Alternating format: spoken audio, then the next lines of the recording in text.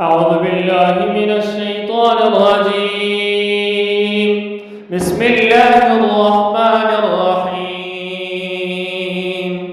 لن تنالوا البر حتى تنفقوا مما تحبون وما تنفقوا من شيء فإن الله به عليم. كل الطعام كان حلا لبني إسرائيل إلا ما حرم إسرائيل على نفسه من قبل أن تنزل التوراة. قل فأتوا بالتوراة فاتلوها إن كنتم صادقين. فمن افترى على الله الكذب من بعد ذلك فأولئك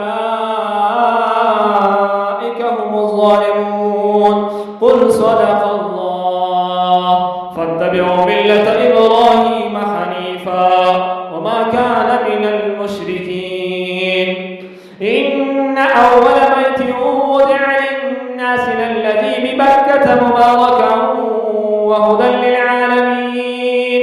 فيه آيات بينات مقام إبراهيم ومن دخله كان آمنا.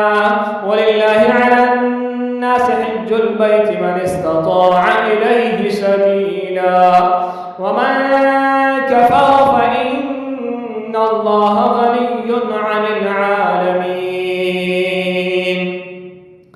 قل يا أهل الكتاب لم تكفرون بآيات الله والله شهيد على ما تعملون.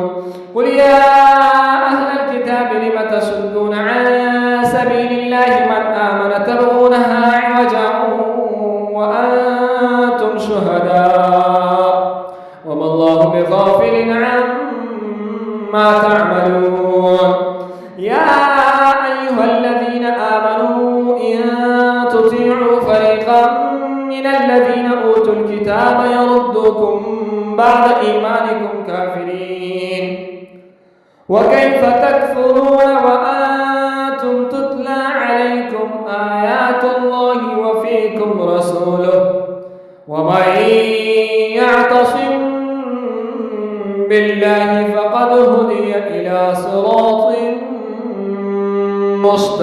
مستقيم. صدق الله